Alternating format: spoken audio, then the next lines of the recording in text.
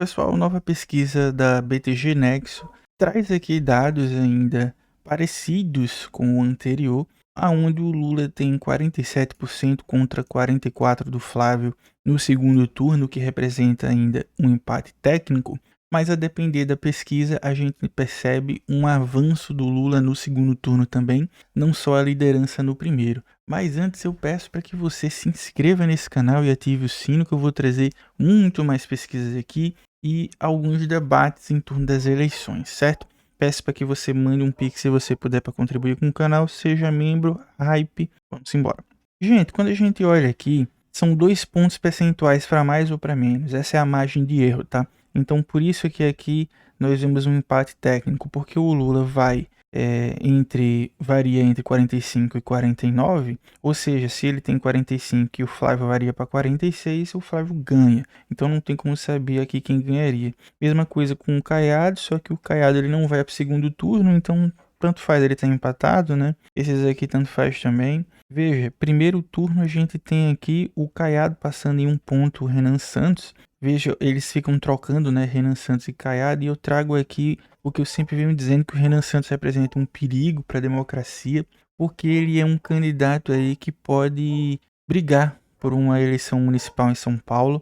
Ele também, de certeza, ganharia para... Não estou dizendo que ele ganharia para prefeito, mas de certeza ele ganharia para deputado, por exemplo. Mas antes um Renan Santos deputado do que um prefeito, né, do que algo no executivo. E aqui as outras pessoas. Veja, se a gente olhar a pesquisa por esse lado aqui, ó, eleições e tal, e a gente... Isso aqui é a própria pesquisa BTG, só que o PowerPoint que eles colocam lá, né? Se a gente colocar aqui um Ctrl F e procurar espontânea, o que é que a gente vê?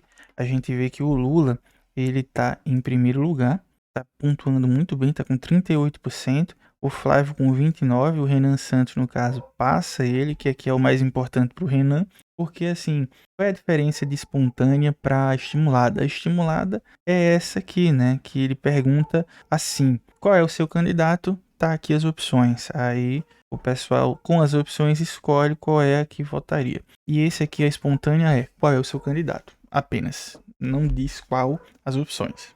E esta é a pesquisa mais importante, né?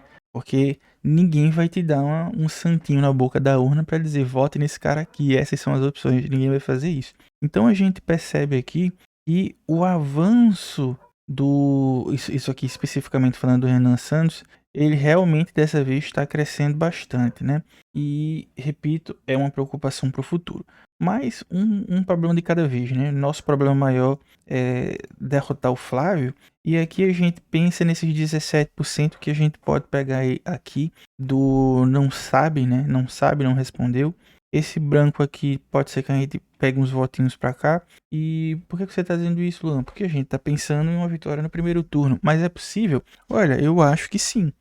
Eu acho que sim. Já vi lá no Demore, Leandro Demore, falando com um cara da Quest, se eu não me engano, era da Quest, e o cara dizendo: olha, a gente tem expectativa de que o Lula pode ser que ganhe no primeiro turno, porque ele vem avançando bastante na espontânea, e tradicionalmente esses dados, né, ele diz que dão um indicativo de, beleza, nunca teve uma vitória no primeiro turno, mas sempre tem uma primeira vez, quem sabe não é agora. Vamos lembrar o seguinte: Flávio Bolsonaro, no ato que teve lá em Copacabana, ele teve 15% do público que o pai dele, o Bolsonaro, levou a Copacabana em 2022. Isso é um indicativo de que a campanha dele já começou com um tiro curto, né? Já começou mal. Há uma possibilidade que ele tenha escolhido o lugar errado? Pode ser. Mas eu aposto mais em que ele não foi um erro estratégico. Eu acho que não. Eu vi gente dizer, inclusive o Carlito, né? Carlito, o historiador, vi ele falando lá na Folha em Foco que acha que foi um erro estratégico. Mas eu fiquei pensando assim, né? Porque Rio de Janeiro é o berço do bolsonarismo, né? Lá é que seria, vamos dizer, o bolsonarismo mais forte, apesar que o Lula tem um bom eleitorado lá.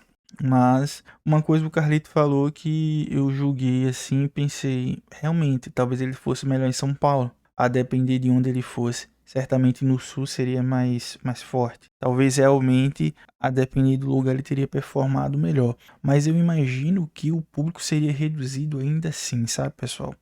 O Flávio tem passado por momentos de constrangimento, né? Porque ele não tem conseguido reunir tantas pessoas em torno dele como ele gostaria. Então, assim, isso aqui foi uma postagem minha no Twitter, né? Eu botei aqui, nunca foi tão fácil escolher. E realmente nunca foi tão fácil escolher. A bandeira de cima, a bandeira brasileira. 40 mil pessoas, se eu não me engano, nesse estádio, lotou o estádio, né? O Lula fazendo discurso.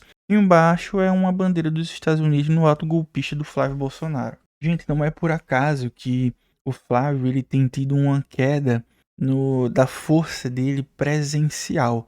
Porque as pessoas, muitas estão cansando também. Muitos estão cansando. Tem muita gente que queria o pai dele, né? Teve um momento do ato lá dele em Copacabana que o pessoal começou a gritar o nome Bolsonaro, né?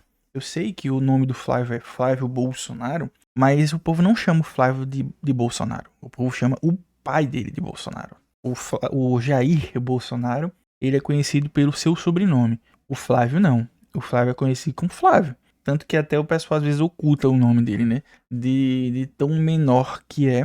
O Flávio, ele só tem a quantidade de votos que tem, vamos lembrar, por causa do sobrenome dele. Porque ele é um Bolsonaro. Mesma coisa os outros, são todos parasitas, né? Não que o Bolsonaro não seja, mas assim, ele só tem força por causa do nome do pai, porque o pai escolheu. Ele é um candidato que não tá com CPF próprio, é como se ele estivesse emulando o pai, tudo que ele fala é parecido com o pai, tenta ser um pouco mais moderado, disse que tomou vacina, mas eu acho que não vai ser suficiente para assustar.